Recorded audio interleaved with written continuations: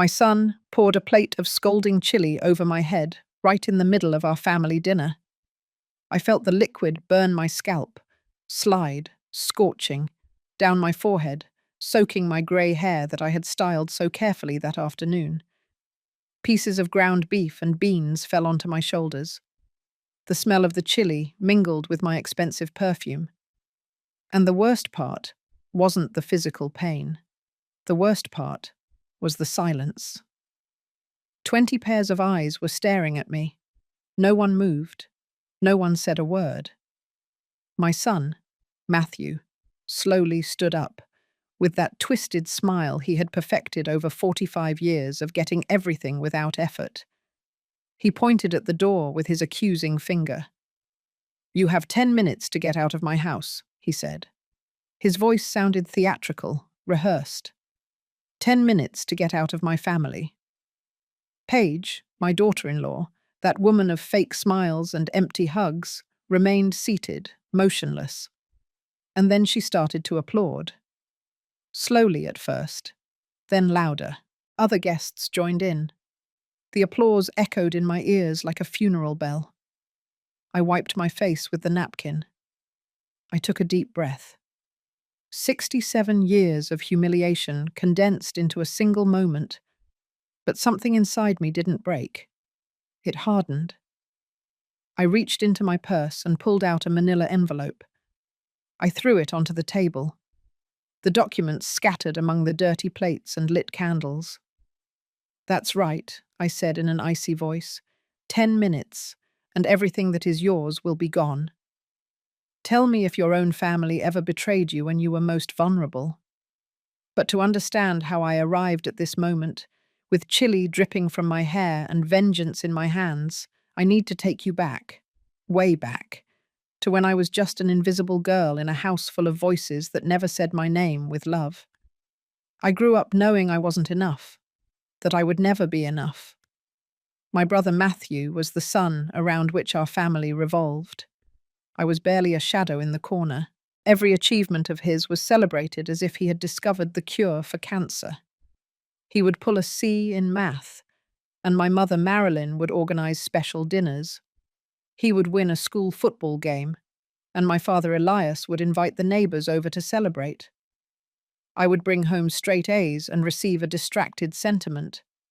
I would win science competitions and get a very good Theresa, without them looking up from the newspaper. I remember one Christmas. I was 11 years old. Matthew received a new bicycle, bright red, with gears. He had been asking for it for months. He screamed with excitement. He hugged Mum. The photographs of that moment still exist in some album that I never opened again. I received a knitted sweater, 2 sizes too big, mustard yellow, used. It smelled of mothballs. It had a stain on the sleeve. I smiled and said thank you, because that was what was expected of me. Always be grateful. Always be invisible. Matthew wrecked that bike in 3 months. He left it out in the rain. He abandoned it in the garage until it rusted. But he already had something new. There was always something new for Matthew. The only person who truly saw me was my grandfather, Robert. When I entered a room, his eyes would light up. When I spoke, he listened to every word as if it were sacred poetry. "Theresa," he would say as we walked through his rose and jasmine garden, "you have fire in your eyes. Don't let anyone put it out." I was 13 years old the first time he told me that. I didn't fully understand it then, but I kept those words like a secret treasure. Grandfather Robert had been a surgeon, one of the best of his generation. Retired by the time I was born, he kept his medical books on oak shelves in his study. He would let me look through them, sit in his worn leather armchair, dream of impossible futures for an invisible girl. "Do you want to be a doctor, Theresa?" he asked me one day. "Yes," I answered without hesitation. "I want to be remembered for something important." He smiled, that smile that crinkled the corners of his eyes. "Then you will be." And when you succeed, they will understand what they let slip away. But my family never understood. At 18 years old, I was accepted into college to study medicine, full scholarship for my exceptional grades. My mother barely looked up from her magazine. "That's nice," she said, with that flat tone she used for everything about me. "You'll be very busy then." My father grumbled something about how difficult it would be. Matthew scoffed. He said I would probably drop out in the first semester because women weren't suited for those things. Grandfather Robert took me out to dinner at a fancy restaurant. Just the two of us. We toasted with orange juice because I wasn't old enough for wine. "To Dr. Theresa," he said, raising his glass, "the woman who will show the world what she is made of." I cried that night in my room. Not out of sadness. Out of a strange mix of gratitude and pain. Gratitude for having at least one person who believed in me. Pain because that person shouldn't be the exception. College years were brutal. I studied until my eyes burned. I worked night shifts at coffee shops. I slept 4 hours a night. Every time I felt I couldn't go on, I remembered grandfather's words, the fire in my eyes. I couldn't let it go out. Matthew entered college to study business administration. My parents paid every cent. They bought him a new car. They rented him apartments near campus. He failed the first year 3 times.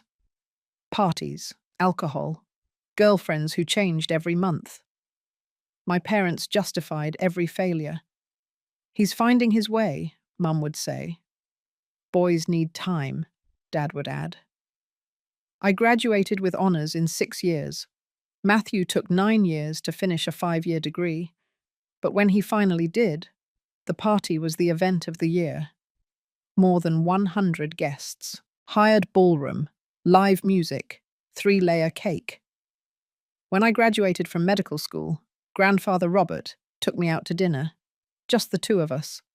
My parents were busy with I don't remember what. Matthew didn't answer my call.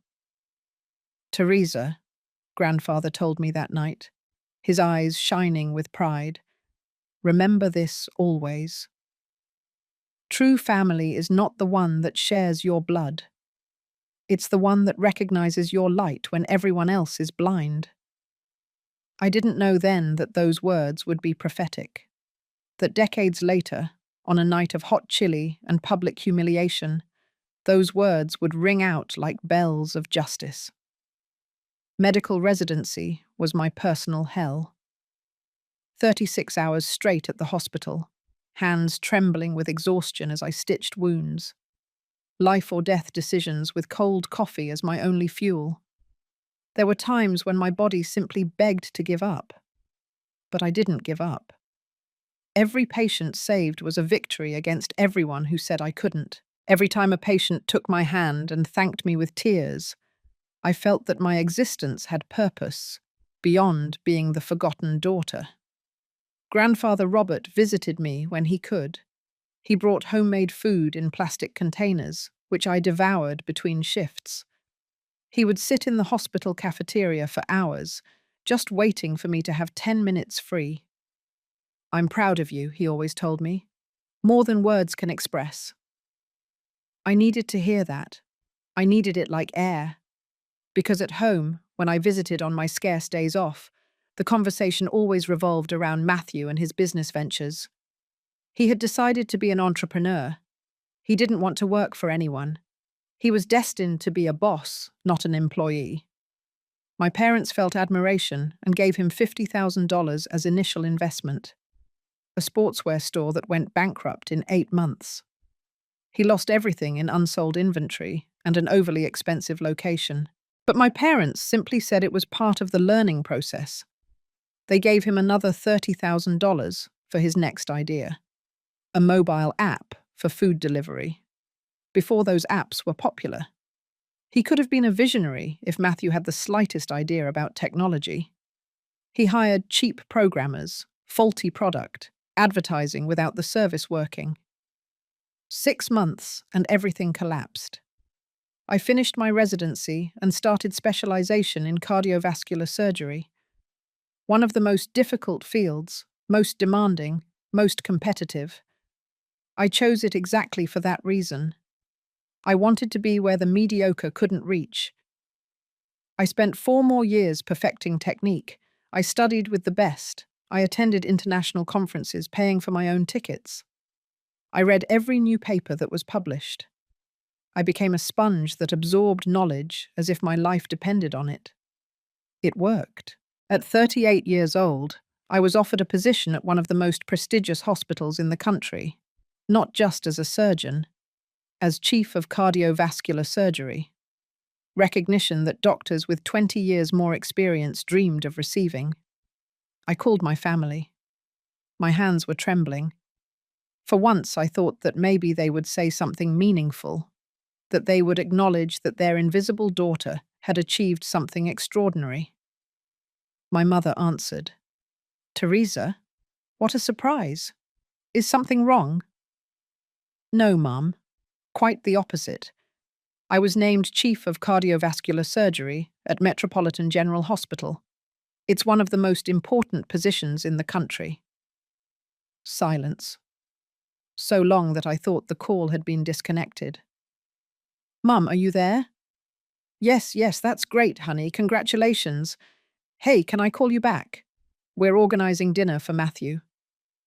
He got investors for his new company. We want to celebrate big." I hung up without saying goodbye. I sat on the floor of my empty apartment. I cried until I was dry. 38 years old, and I was still hoping for something different. I was still hoping to be seen. Grandfather Robert called that same night. He always had a sixth sense for knowing when I needed him. "Theresa, my brilliant girl, your mother told me about your appointment. She should have kissed the ground you walk on. What you have achieved is extraordinary." "They don't care, Grandpa," I said with a broken voice. "They never have cared." "I know, my love. But there is something you must understand. Their indifference does not define your worth. You are valuable for what you built with your own hands, with your own brain, with your own heart. And when the time is right, they will understand what they lost. I promise you." I didn't understand then what the right time meant. But Grandfather Robert always spoke in riddles about the future. Matthew lost all the money from those investors in less than a year. His consulting company was barely disguised fraud. He promised results never delivered. He charged absurd fees for generic advice from the internet. The investors sued him. My parents paid the out-of-court settlement with $40,000 more. Matthew never faced real consequences. He never did. He met Paige during that time. She worked in public relations. She was beautiful. Her brown hair always perfect. A practiced smile, impeccable manners. The type of woman who knows how to behave in every situation. From the first moment I knew she was fake. But Matthew was enchanted. He had finally found someone who fed his ego as much as our parents. They got married in an extravagant ceremony, more than $100,000, all paid for by Marilyn and Elias. I was invited as an obligation. They seated me at a table in the back, far from the immediate family, next to distant cousins I hadn't seen in years. During the toast, my father spoke for 15 minutes about how proud he was of his son. "Matthew has overcome obstacles," he said with an emotional voice. "He has fallen and gotten back up. Obstacles that they paid to resolve, falls that they cushioned with money. But no one mentioned those details." Grandfather Robert was sitting next to me. He squeezed my hand under the table when he saw my eyes tear up. "Patience," he whispered. "Everything comes in its time." Matthew and Paige moved into a house my parents helped them buy. 3 bedrooms, 2 bathrooms, large yard in an upper-middle-class neighborhood. More than most people could dream of having at 30 years old. I, who earned 4 times more than Matthew in his best months, had bought my own apartment years ago. I paid for it alone. Every cent from my own account. It was smaller than my brother's house, but it was mine, completely mine. Years passed. My career continued to ascend. I published papers in international medical journals. I was invited as a speaker in Boston, London, Tokyo.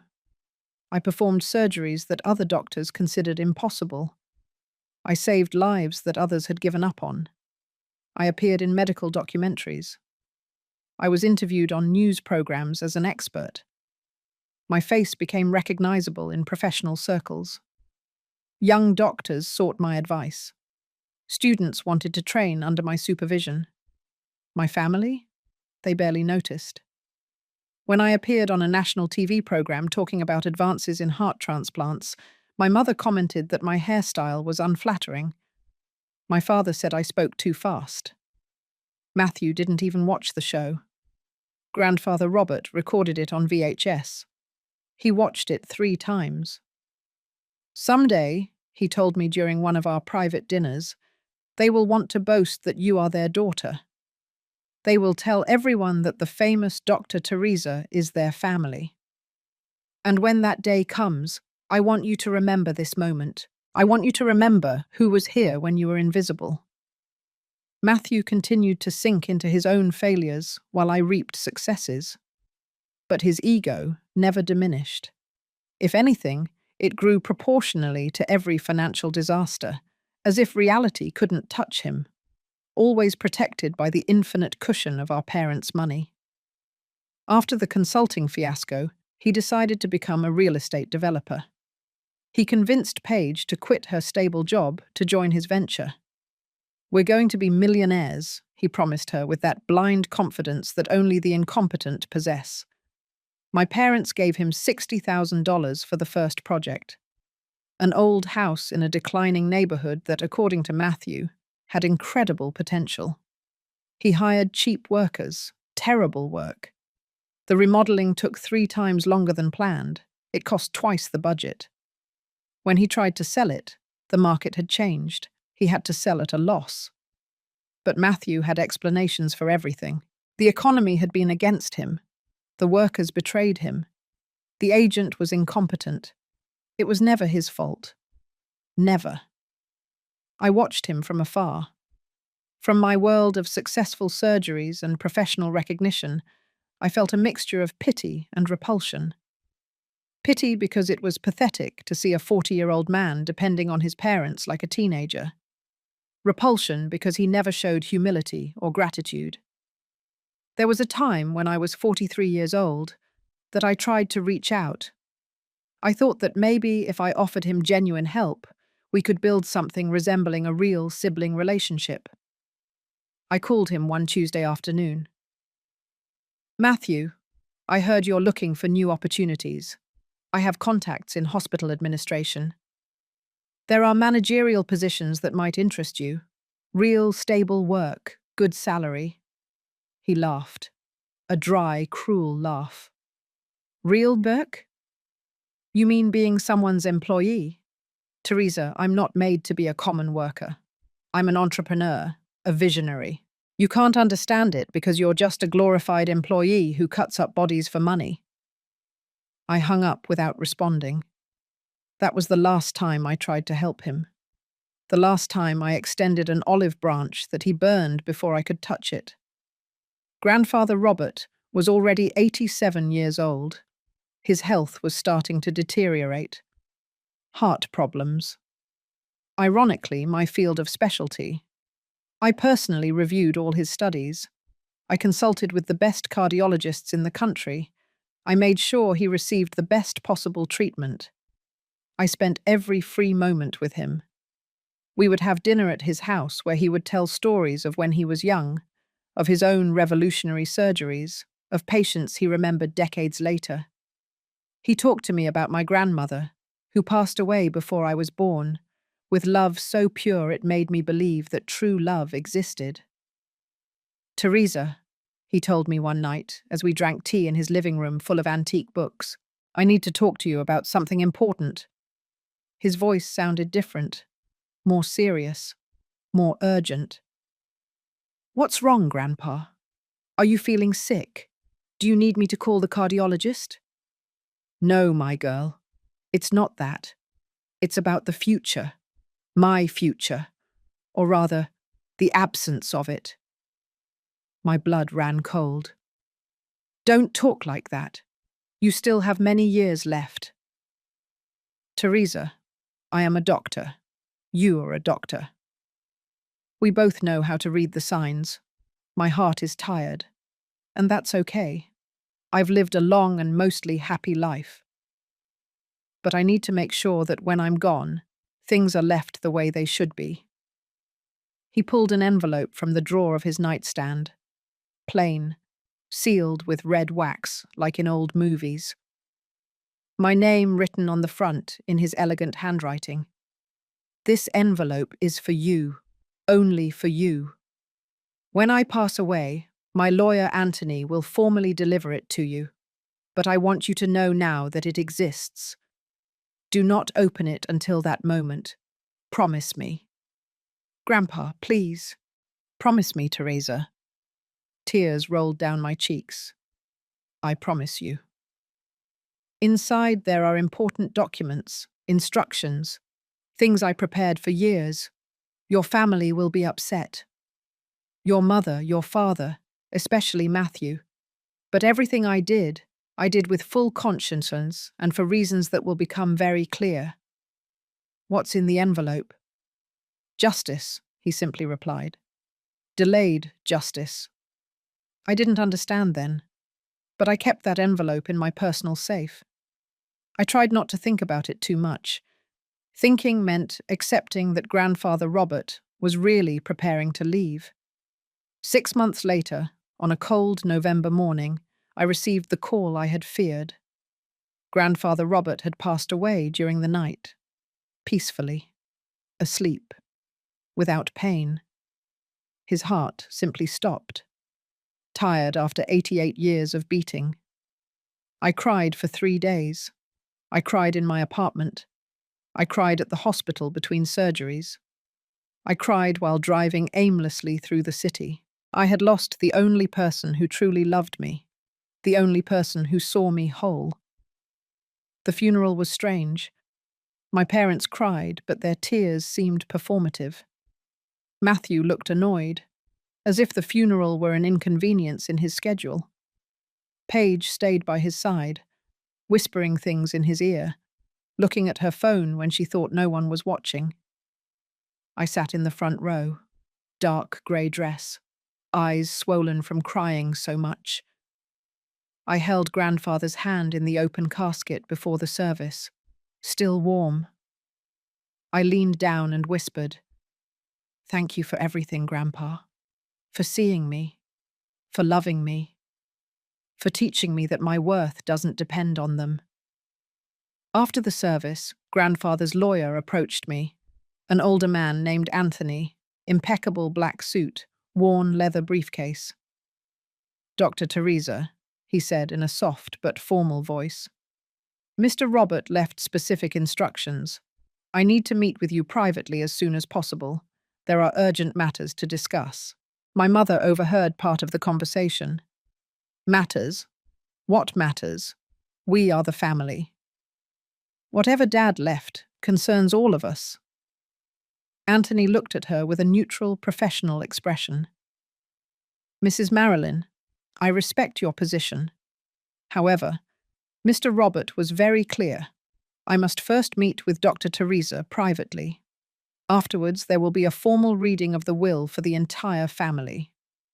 Matthew approached, with that way of his, of invading personal space. "This is ridiculous. What secrets could Grandpa have with Theresa? She barely visited him." That lie hit me like a slap. I had spent more time with Grandfather in his last years than my entire family combined.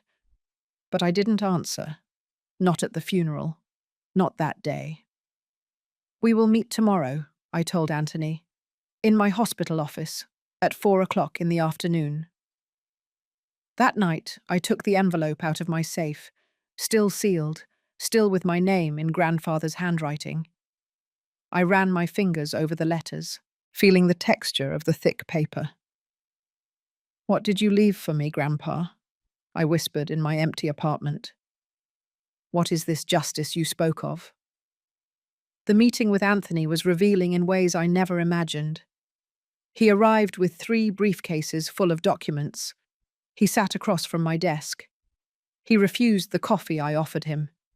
He got straight to the point. "Dr. Theresa, your grandfather loved you deeply. That must be clear from the start. Everything he did was because he considered you the only person worthy of his legacy." "What do you mean by legacy?" Anthony opened the first briefcase. He pulled out a green folder. Mr. Robert was a very intelligent man, very observant. For decades, he watched how your family treated you. He watched how his son Elias and daughter-in-law Marilyn favored Matthew over you. He watched every injustice, every slight, every moment they made you feel invisible. My throat closed up. Hearing those words out loud, validated by someone else, was almost too much. "He also observed," Anthony continued, "how you built yourself up without anyone's help, how you became an exceptional surgeon, a successful woman, someone who makes a real difference in the world. And he decided that when he passed away, his fortune should go into the right hands." He opened the folder. Inside was a will 40 pages long, each sheet sealed and signed by notaries. "Mr. Robert leaves you the entirety of his estate," he said without emotion in his voice, as if reading the weather. $3,200,000 in bank accounts and securities. The house where he lived, valued at $850,000. His art collection, approximately $200,000. All his personal belongings, including his medical library, which he knows you will appreciate. I was paralyzed. I couldn't breathe. I couldn't process what I was hearing. That's more than $4 million, I finally managed to say. $4,300,000, to be exact. To your parents, he leaves $100,000 each. To your brother Matthew, $10,000. And a letter. A letter. Anthony pulled out a smaller envelope. To be delivered to Matthew during the formal reading of the will, Mr. Robert was very specific. He wanted his grandson to hear certain truths. My hands trembled when I took the copy of the will. Page after page of legal language, which essentially said the same thing. Theresa receives everything. Theresa is the sole heir. Theresa is the one who deserves the fruit of a lifetime of work. Is this legal? They can challenge it. Anthony smiled for the first time. "Doctor, Mr. Robert and I worked on this will for 3 years. It is legally ironclad in every possible way. We had it reviewed by 5 other specialized lawyers. Your family can try to challenge it, but I assure you they will lose time and money." Why did he do this? I understand he loved me, but this is going to destroy my family. With all due respect, Doctor, your family destroyed itself decades ago. Mr. Robert simply ensured that justice was served. Besides, there is more. More? How could there be more? Anthony opened the second briefcase. "Mr. Robert hired me 2 years ago to investigate your grandson Matthew's finances. What we discovered is concerning." He pulled out another folder. It was red. Inside were bank statements, loan documents, transaction records. Matthew currently owes $320,000 to various creditors. Credit cards, personal loans, failed business debts. He has been evading creditors for years, moving between questionable legal schemes. The house where he lives has a second mortgage that your parents are unaware of.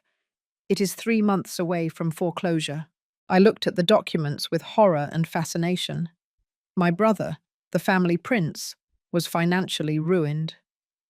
Mr. Robert knew that Matthew would eventually try to ask the family for more money, especially after his death, when he expected to inherit a considerable sum. This is the reason why the will is the way it is.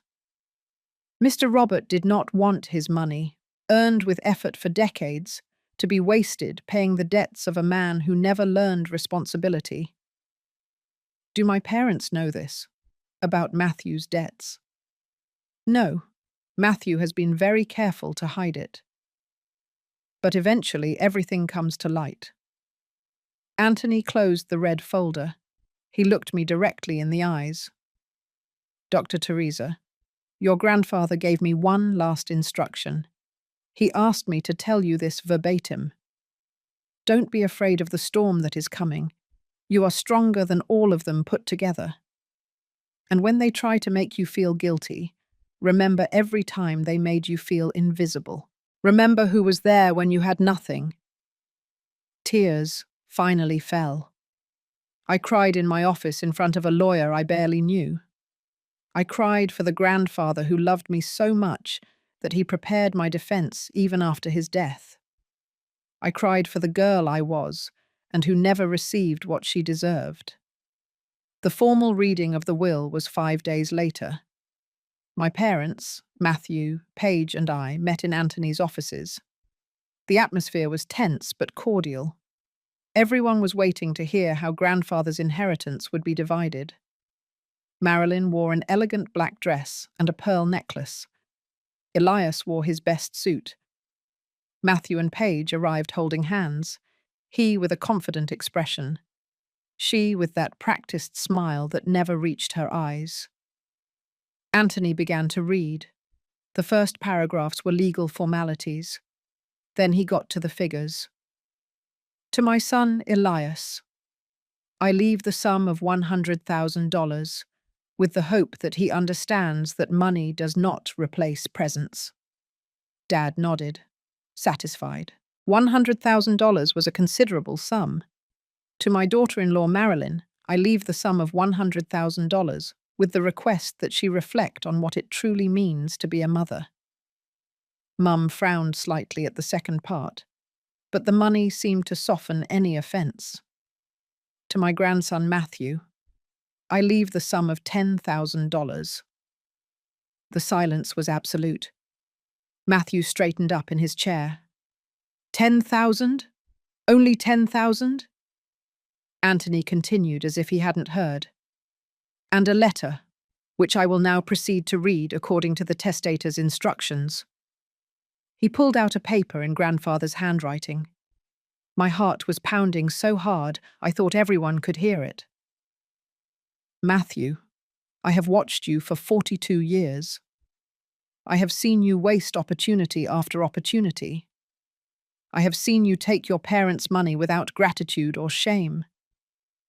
I have seen you treat your sister with contempt when she surpasses you in every way. The $10,000 is more than you have honestly earned in your life. Matthew stood up violently. The chair fell backward with a crash. This is a joke. It has to be a damn joke. Anthony raised a hand. Please, Mr. Matthew, sit down. I have not finished reading yet. I will not sit down. This will is a fraud. My grandfather was senile. Someone manipulated him. Sir, Mr. Robert was evaluated by 3 different psychiatrists during the drafting of this will. All certified that he was in full use of his mental faculties. If you wish to contest, you are within your rights, but I warn you that you will lose. Paige touched Matthew's arm. Honey, sit down. Let's listen to everything. He picked up the chair. He dropped into it. His jaw clenched, the veins in his neck visible. My mother looked pale. My father looked at the floor.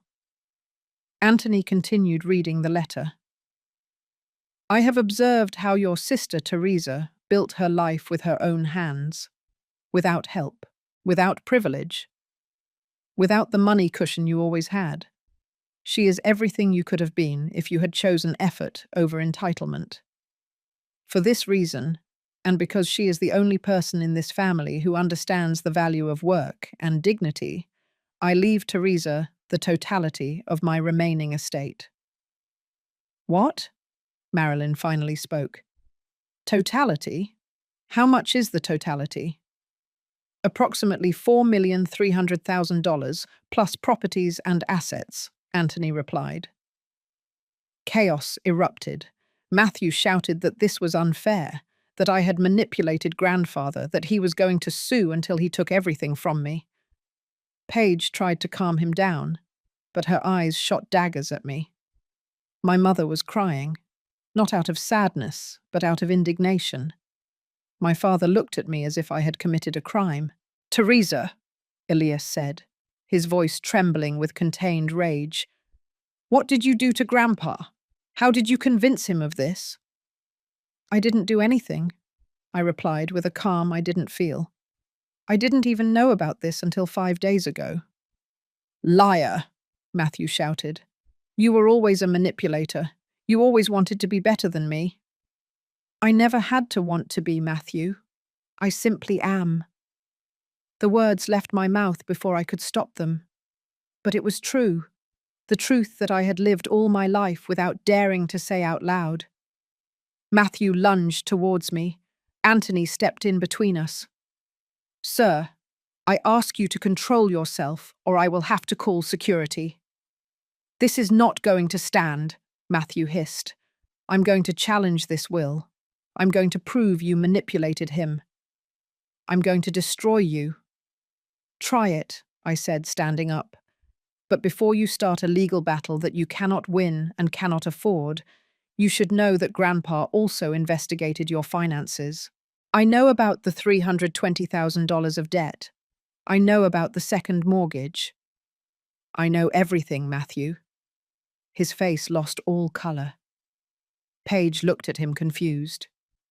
What is she talking about? What second mortgage? Shut up, Theresa, Matthew said in a low, dangerous voice. Why should I shut up? Why have I always had to shut up? You people have lived in a fantasy for decades, pretending that Matthew is successful when in reality he is a financial failure who has only survived thanks to our parents' money. Marilyn stood up. Enough. I will not allow you to speak about your brother like that. He has worked hard. He has tried to build businesses. Not all of us are lucky enough to have your stable job. Luck. The laugh that came out of me sounded bitter even to my own ears. You think it was luck? I studied for years while Matthew partied. I worked 36-hour shifts while he slept until noon. I built a career while you gave him everything. It wasn't luck, Mum. It was sacrifice. Something none of you understand. You are ungrateful, my mother said with venom in her voice. After everything we've done for you. What have you done for me? What, exactly? Tell me one thing. One single thing that you've done for me that you haven't done double for Matthew. Silence. A deafening silence that answered my question better than any word. That's what I thought, I said, picking up my purse. Anthony, send me the papers I need to sign. I'm leaving. Theresa, my father finally spoke, don't destroy this family over money. I stopped at the door. I turned around. I'm not destroying it, Dad. You did that decades ago. Grandfather Robert just made sure there were consequences. I walked out of that office. I didn't look back. The calls started that same night. My mother, my father. Even Matthew tried with a falsely conciliatory tone. Everyone wanted to talk, to reconcile, to find a fair solution. I ignored every call. I blocked their numbers. I needed space to process everything. I had expected to inherit something from grandfather. Maybe $50,000, maybe $100,000. I never imagined this. I never imagined he would leave me everything. The following months were strange. I signed papers, transferred properties, consolidated bank accounts. Grandfather's house was now legally mine. His medical books filled 3 complete bookshelves in my apartment. His art collection hung on my walls. But the most valuable thing was not the money or the properties. It was the validation. It was knowing that someone had seen me, had valued me, had considered me worthy. Grandfather Robert had given me something that money could not buy. The confirmation that I wasn't crazy, that the injustices I had lived were real. Matthew tried to contest the will, as he had threatened. The process lasted 6 weeks before his lawyer told him it was hopeless. He had spent $15,000 of the $10,000 he inherited, plus $5,000 borrowed, on legal fees for nothing. My parents stopped calling after 3 months. I suppose they finally understood that I wasn't going to share the inheritance, that grandfather's money was not available to bail Matthew out of his endless debts. A year passed, then 2. My life continued. Surgeries, conferences, patients saved. Grandfather's inheritance was wisely invested, generating returns I didn't even need because my salary was already more than enough. I thought about starting a foundation, something to honor grandfather's memory, but I wanted to wait for the right moment. I wanted it to mean something more than just money. And then, 2.5 years after the will reading, I received a call from Paige. Theresa. Her voice sounded sweet, almost friendly. I know it's been years since we spoke. I know things ended badly. But Matthew and I wanted to extend an olive branch. We want to invite you to dinner. At our house. An intimate family dinner. Just us, your parents, you, to try and heal. Every instinct told me to refuse, that this was a trap, that after years of silence, this sudden kindness couldn't be genuine.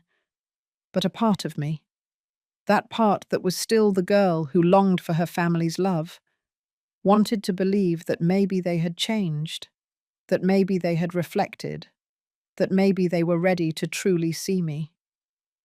When would the dinner be? I asked cautiously. This Saturday. Nothing formal. Just a family get-together. We've been doing a lot of thinking, Theresa. Matthew has realized a lot of things. He's matured. We really want to rebuild the bridges that were broken.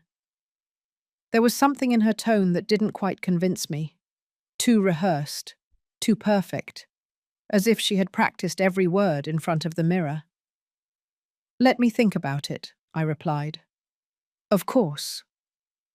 I'll send you the address by text. I sincerely hope you come. It would be important for everyone, especially for Matthew. She hung up before I could reply. The message arrived 3 minutes later.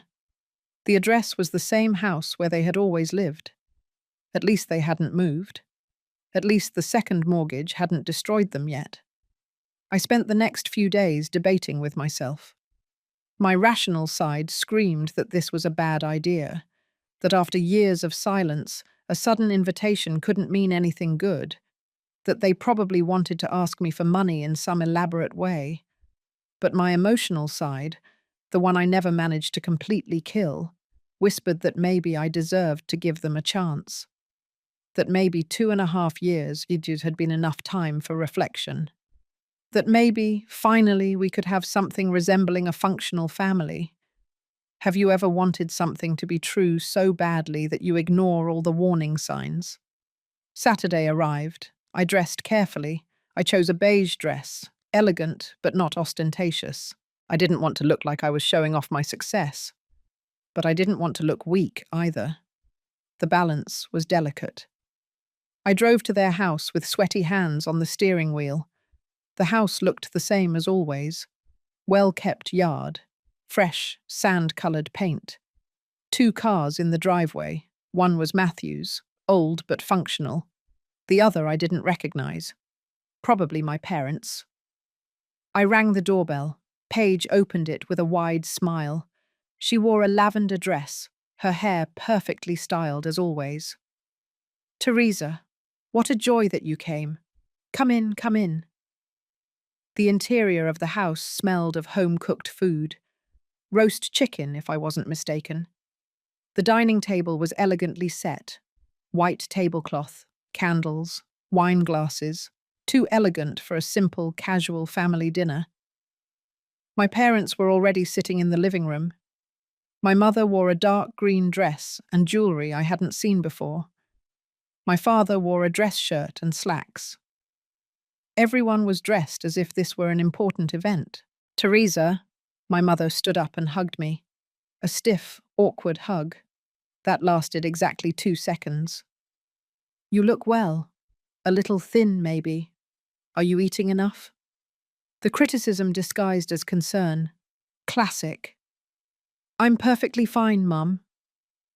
Matthew entered from the kitchen with a bottle of wine. He looked different. Thinner, with pronounced dark circles under his eyes. Some grey hairs I didn't remember. The last few years hadn't been kind to him. Sister, he said, with what seemed to be a genuine smile. Thanks for coming. It means a lot to us. Thanks for the invitation, I replied automatically, still alert. Dinner began with light conversation. The weather, the news, unimportant anecdotes. Paige served the chicken with elaborate sides. Everything tasted good. I had to admit it. They had put effort into the food. But there was something strange in the atmosphere. An underlying tension. Glances exchanged between Matthew and Paige. Smiles that didn't quite reach the eyes. My mother nervously touching her necklace every few minutes. Theresa, my father began while cutting his chicken. We've been doing a lot of thinking about the past. About how we handled things when you were kids. Here it came. The prepared speech. We recognize that maybe we weren't as equitable as we should have been, Marilyn continued. That perhaps we favored Matthew in ways that weren't fair to you. Perhaps. As if they still couldn't fully admit it. We've grown, Matthew added. I've grown. I've had time to reflect on my behavior. On how I treated you. And I want to apologize. Truly, Theresa. I was an idiot. A terrible brother. The words sounded correct. The tone seemed sincere, but something in my gut told me it wasn't, that this was a carefully orchestrated performance. I appreciate the apology, I said neutrally. What we want, Paige leaned forward with her most charming smile, is to rebuild our family relationship, to start over, to leave the past behind. And to do that, Matthew took a sip of wine. We thought it might be good to do something together, as a family. A project that unites us. There it was. I knew there had to be something more. What kind of project? I asked. Well, Matthew exchanged a look with Paige. I've been developing a new business idea, an integrated medicine clinic. It would combine traditional treatments with alternative therapies. It would be revolutionary. And I thought that you, with your medical experience and your connections— You want me to invest in your business? I interrupted him. It's not just my business. It would be our business. The family's. We would all put something in. You would have a significant percentage. It would be a way to honor grandfather's memory, using his inheritance for something that helps people. There it was, the real reason for this dinner. They didn't want reconciliation. They wanted my money, Grandfather Robert's money that hurt them so much that I had it. How much do you need? I asked directly. Matthew cleared his throat. Well, to start, we would need around $300,000. But it would be a solid investment. I've done all the research. The profit margins in this sector are incredible. $300,000. Coincidentally. Almost exactly the amount of his debts, according to the documents Anthony had shown me years ago. I see, I said, taking a sip of water. You don't have to decide now, Paige added quickly. We just want you to consider the possibility, as a way to unite us as a family. And we recognize, my father spoke again, that you have worked very hard for your money, that grandfather left it to you because he trusted you. But I also believe he would have wanted the family to remain united. They were using grandfather Robert as an emotional tool, the same grandfather who had explicitly written in his will because he didn't trust Matthew with the money. I looked around the table, at my mother with her hopeful expression, at my father nodding as if this made perfect sense, at Paige with her rehearsed smile, at Matthew trying to appear vulnerable and reformed, and something inside me broke. Not out of sadness, but out of final clarity. No, I said simply. The word fell onto the table like a stone into still water. The silence that followed was dense, heavy. No, Matthew repeated, as if he hadn't heard correctly. I'm not going to invest in your business.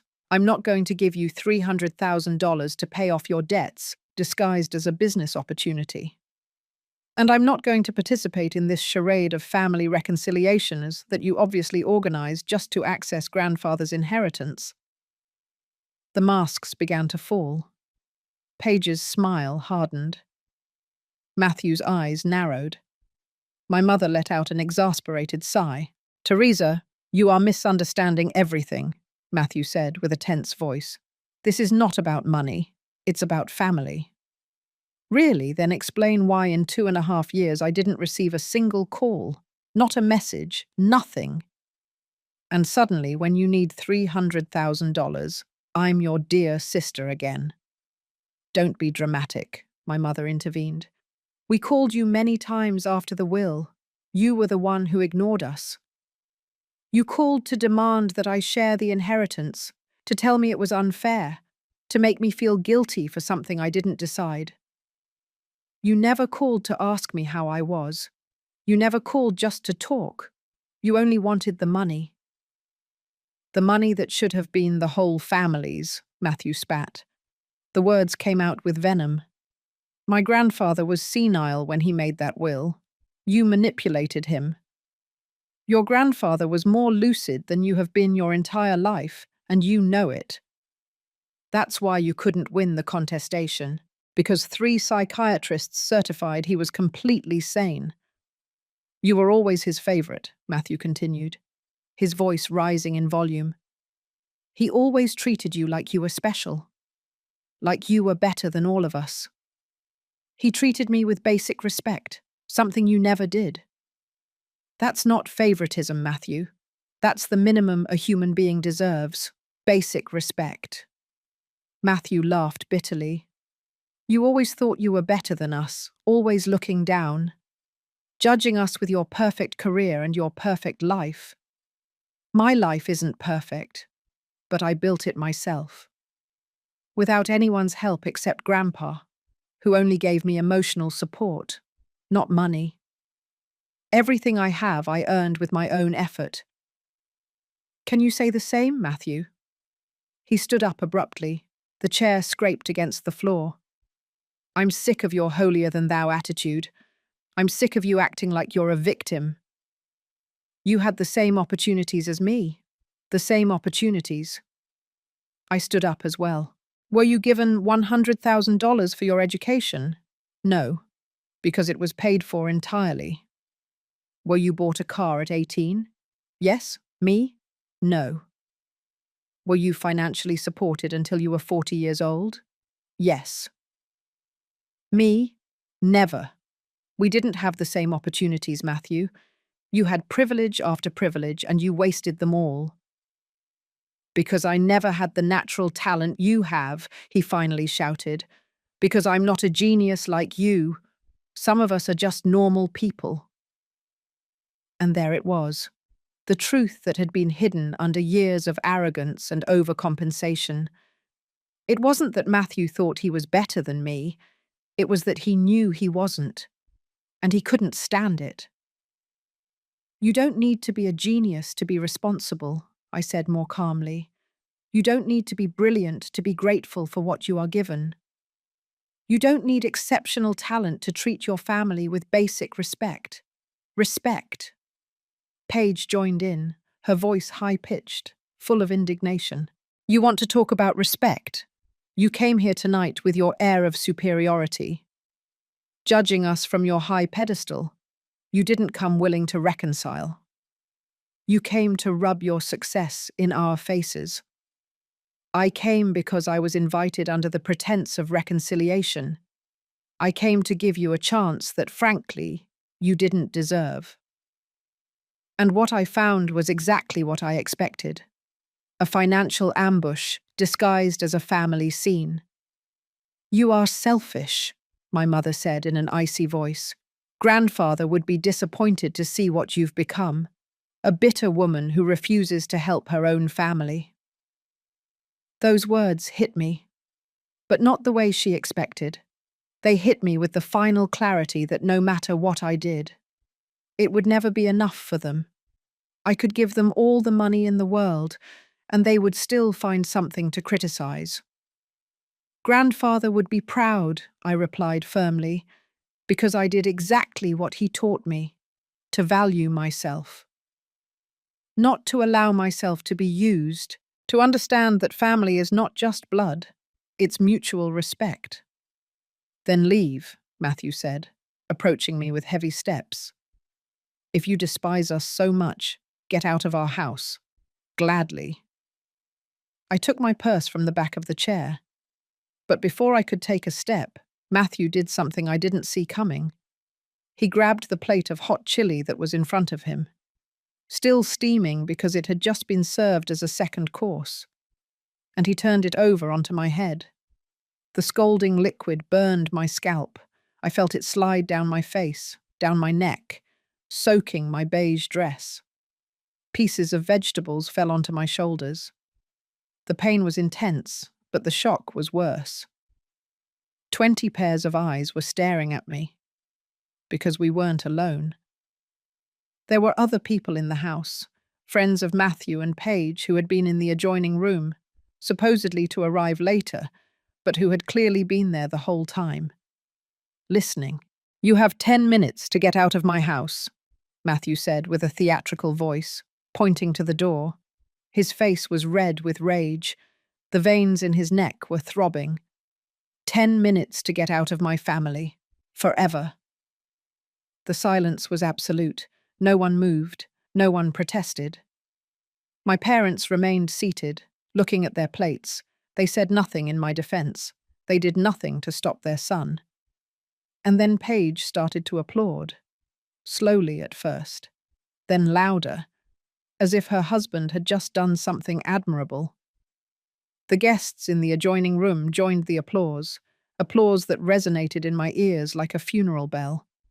I wiped my face with the napkin I still held in my hand. I took a deep breath. 67 years of humiliation had culminated in this moment. But I was no longer the invisible girl. I was no longer the woman who accepted slights in silence. I reached into my black leather purse, my purse that I always carried with me, where I kept important things, where, for some reason I couldn't fully explain, I had brought certain documents tonight, as if a part of me had known I would need them.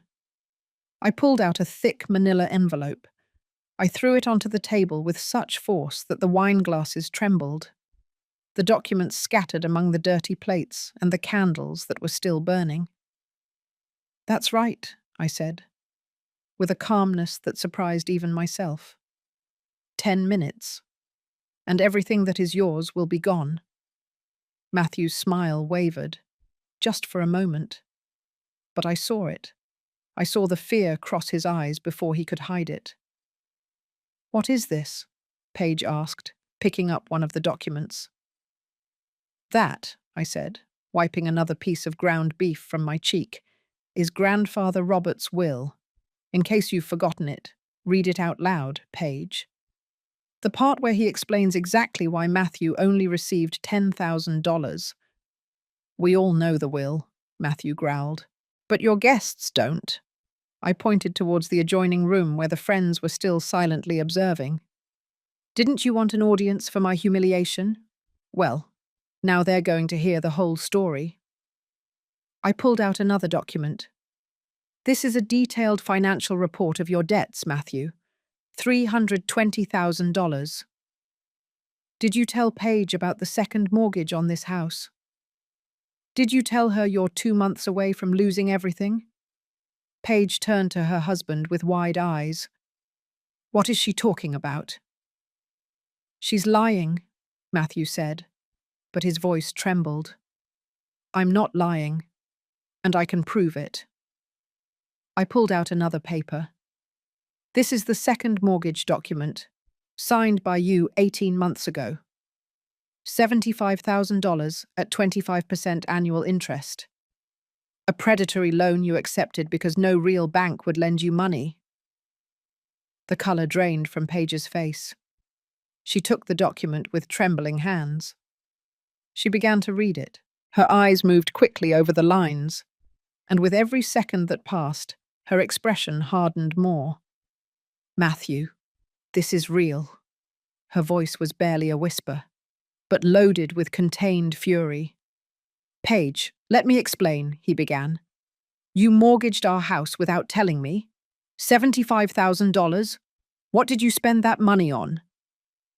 But I wasn't finished. I pulled out another document, then another, then another. I scattered them over the table like cards in a poker game where I had the winning hand. This is a $30,000 loan you took using false information about your income.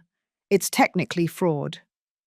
This other one is for a credit card that has been in collection for 8 months.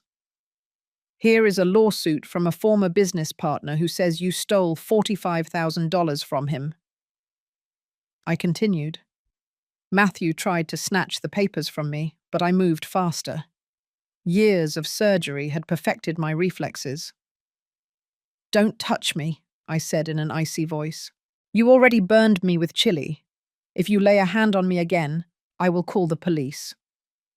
And believe me, with all these fraud documents, they would love to talk to you. He stopped, breathing heavily like a bull about to charge.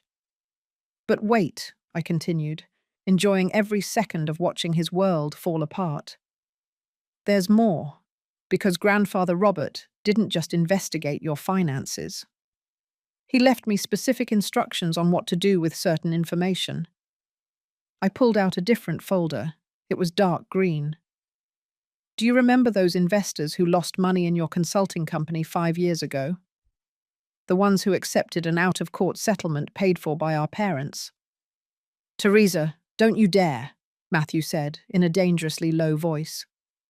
It turns out that one of those investors was a personal friend of Grandpa's. And when he found out what had happened, he contacted others who were also scammed by you. There are 6 people in total who lost a combined $230,000 from your false promises. That was already legally resolved, my father intervened, finally finding his voice. It was resolved with a non-disclosure agreement that forced the victims not to speak publicly about the case. But that agreement has a clause. If Matthew commits fraud again, the agreement is nullified and they can proceed with criminal charges. The silence in the room was so dense it could be cut with a knife. And guess what I discovered 3 months ago, I continued. Matthew has been operating another consulting company under a different name, using the exact same scheme. Promising impossible results, charging up front, and disappearing when clients ask for explanations. There are already 4 new victims. You're lying, Matthew said, but his voice lacked conviction. I'm not lying. I have sworn declarations. I have emails. I have contracts signed by you with promises you knew you couldn't keep. And best of all, I took out my phone and held it up. I recorded this entire conversation, including the part where you physically assaulted me in front of witnesses. Paige dropped the document she was holding. Her face had gone from shock and fury to something resembling horror. Who are you? She asked Matthew. Who the hell are you really? Paige, listen to me. He tried to grab her arm, but she pulled away violently. Don't touch me, don't come near me. I turned to my parents, who were still sitting like pillars of salt. And you too? Are you going to keep defending him? Are you going to keep paying his debts while he destroys life after life with his frauds? My mother had tears in her eyes, but I didn't know if they were of sadness or rage. Theresa, he is your brother. Family supports each other. Family supports each other when there is mutual love and respect. What you have done is not support. It is complicity. You have allowed him to become a criminal because you never forced him to face consequences. I'm not going to stay here and listen to this, Matthew said, heading for the door. Sit down. My voice cut through the air like a whip, and to my surprise, he stopped, because I haven't gotten to the best part yet. I pulled out the final document, the most important of all. I held it up so everyone could see it. Do you know what I did with part of grandfather's inheritance, Matthew? I bought your debts. Time seemed to stop. What? He whispered. 6 months ago, I started contacting your creditors. I offered to buy your debts at a discount. Most were delighted to accept because they thought they would never see that money. I spent $180,000 buying $290,000 of your total debt. Matthew's legs seemed to fail him. He grabbed the back of a chair, which means, I continued relentlessly, that I am now your primary creditor. I control whether I execute the mortgages. I decide whether to initiate legal proceedings. I have the power to destroy you financially with a single phone call. You can't do that, my father said, standing up. That is vindictive. It is cruel. Cruel?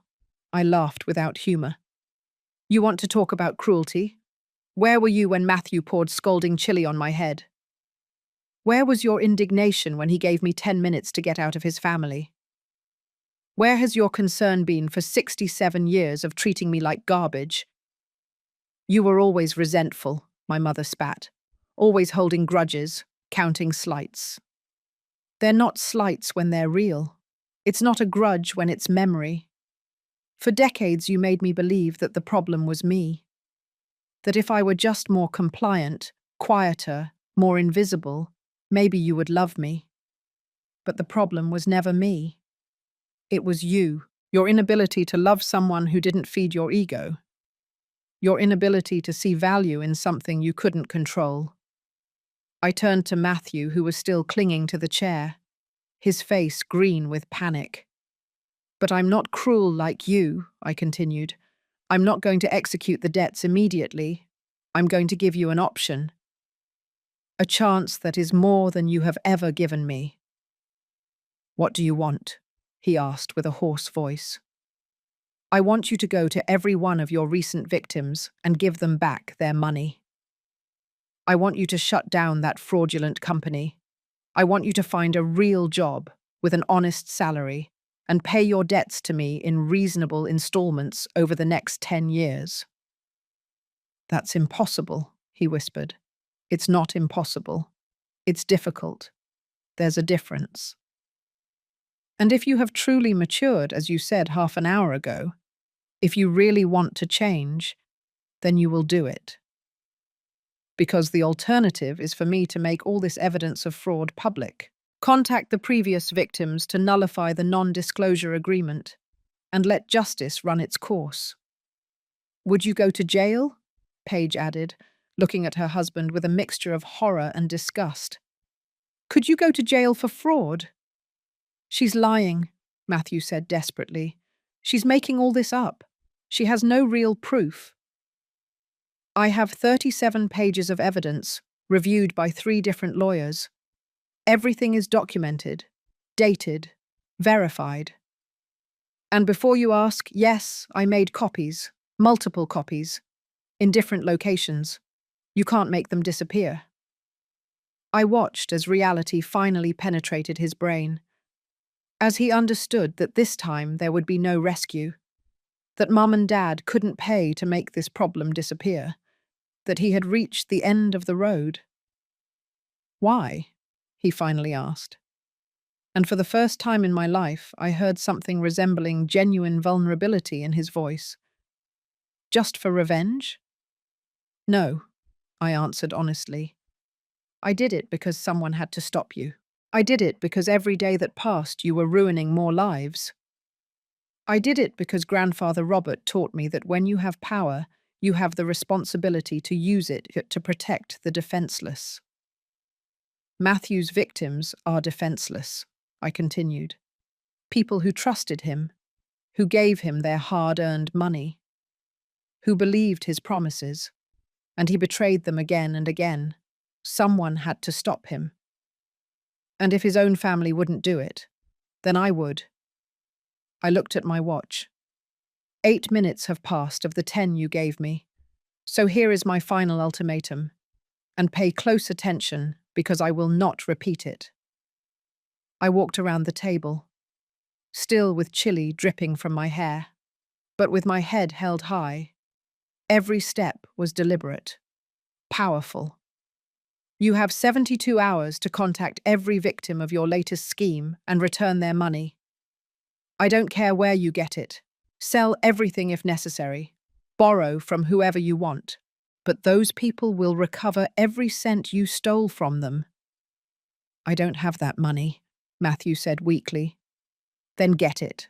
Sell your car. Sell Paige's jewelry. Sell everything you have of value. Because if in 72 hours you have not begun the restitution process, I will hand all this evidence over to the district attorney." Paige stood up abruptly. "I am not going to sell my things to pay for his frauds.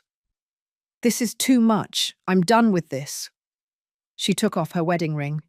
She threw it onto the table. It bounced twice and fell to the floor with a metallic clink. "Paige, wait." Matthew tried to follow her, but she was already picking up her purse. "No, I've put up with your lies for years, your empty promises, your failed businesses, but fraud, real victims, the possibility of jail.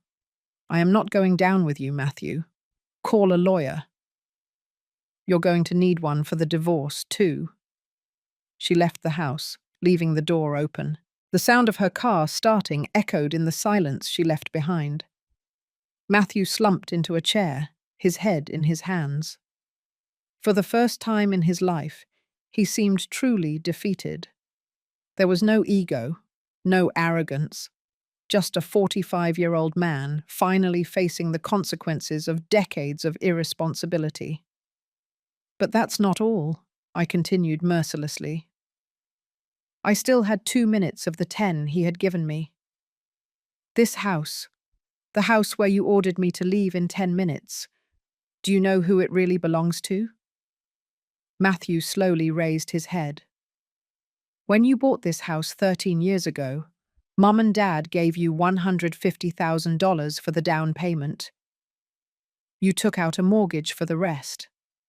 But you were never able to maintain the payments consistently. You refinanced 3 times. You took that second mortgage. And 4 months ago, when you were about to lose it, someone paid off all your mortgage debts." I pulled out the last document, a deed. "It was me. I paid $310,000 to settle your mortgages. And as part of the agreement with the bank, the house was transferred to my name. This house, Matthew, is no longer yours. It is mine." The silence that followed was absolute. Even the guests in the adjoining room, who had been watching this drama as if it were a play, held their breath. "You can't," my mother whispered. "You can't take away his house. It's no longer his house. It's my house. And I have every legal right to ask him to leave. In fact," I looked at my watch again, "I told him that in 10 minutes, everything that was his would be gone. 9.5 minutes have passed." "Theresa, please," my father spoke with a broken voice. He's your brother. You can't leave him on the street. I can't. He had no problem ordering me out of his family after burning me with scalding chili. Why should I show him more mercy than he showed me? I crouched down to meet Matthew's eyes, who was still sitting with an expression of complete shock. But unlike you, I am not cruel without reason. So here's the deal. You can stay in this house, my house, for 6 months. 6 months to get a real job, to start paying your debts, to straighten out your life. The rent will be $2,000 monthly. Fair market price. If you pay on time, if you fulfill your obligations, if you truly show that you have changed, then in 1 year I will consider selling the house back to you at the price I paid for it. Without interest. And if I can't pay, he asked with a hollow voice, then you will have to move out, and the house will be sold to the highest bidder. Those are the rules that the real world follows, Matthew. The same rules that the rest of us have always followed. Welcome to reality. I stood up straight. I headed towards the door, but before leaving, I turned around one last time towards my parents. And you two, Marilyn, Elias. I want you to know something. For 67 years, I sought your approval, your love, your recognition. I killed myself studying, working, building myself up, thinking that someday you would truly see me, that someday you would say you were proud of me. Tears ran down my cheeks, mixing with the remains of chili, but they were not tears of sadness. They were of liberation. But Grandfather Robert taught me something crucial before he died. He taught me that love and respect cannot be begged for. They cannot be earned with achievements. Either they are given freely, or they are not worth having, and you never gave it to me freely. I always had to fight for crumbs while Matthew received banquets without doing anything. Theresa, please, my mother was sobbing now, don't destroy this family. I didn't destroy it, Mum. You destroyed it decades ago when you decided that one child was worth more than the other. When you chose ego over fairness.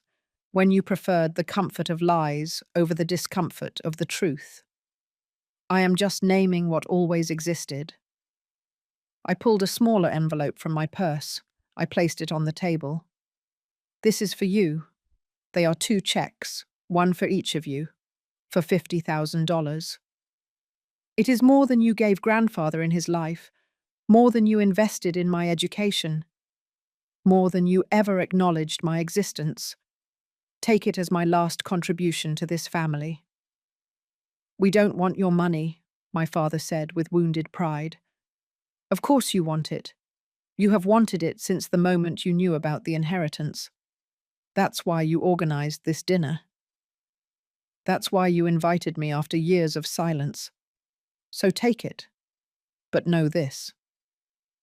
It's the last thing you will ever receive from me. After today, you do not exist to me. There will be no more calls. There will be no more dinners. There will be no more opportunities. I walked towards the door. I stopped on the threshold. Grandfather Robert was right about everything. He told me that someday you would want to boast that I am your daughter. That you would want to tell the world that the famous Dr. Theresa is your family. And when that day came, I should remember who was there when I wasn't famous. That day has already arrived.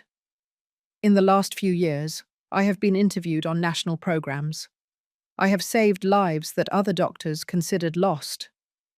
I have been offered positions at hospitals in 3 different countries. And every time someone asks me about my family, you know what I say? I say that my grandfather was the best man I ever knew, and then I change the subject. Because you do not deserve to be part of my success story. The 10 minutes were up. I looked at my watch one last time. My 10 minutes are over, and indeed, Everything that was yours is gone. Your son lost his house, his wife, his false image of success. You lost your daughter. Not because I am cruel, but because I finally understood what grandfather tried to teach me, that my worth does not depend on your recognition. I walked out of that house with my head held high, with chili still dripping from my hair, but with the lightest heart I had felt in decades. I heard sobs behind me, but I didn't look back. There was nothing there worth keeping. 3 years have passed since that night. Matthew complied with the ultimatum. He returned the money to his victims, selling everything he had of value. He got a job in sales. Nothing glamorous, but honest. He pays his rent on time every month. He still has 7 years left to pay off his debt to me. But at least he's trying. Paige got divorced. She moved to another city. My parents tried to contact me several times during the first year. I ignored every call, every message, every letter. Eventually, they stopped trying. And I, with part of Grandfather Robert's inheritance, created the Robert Foundation for Young Doctors. We grant full scholarships to medical students who come from unsupportive families, who have to build themselves up alone, who are invisible in their own homes. In 3 years, we have helped 47 students fulfill their dreams. Every time I hand out a scholarship, I see Grandfather Robert in their eyes. I see the gratitude, the determination, the fire that cannot be put out. And I know he would be proud. Because in the end, true family is not the one that shares your blood. It's the one that recognizes your worth, celebrates your achievements, and supports you in your falls. It's the one that sees you when you are invisible to everyone else. Grandfather Robert was my true family. And now, these 47 students and the hundreds who will come after, they are my family too.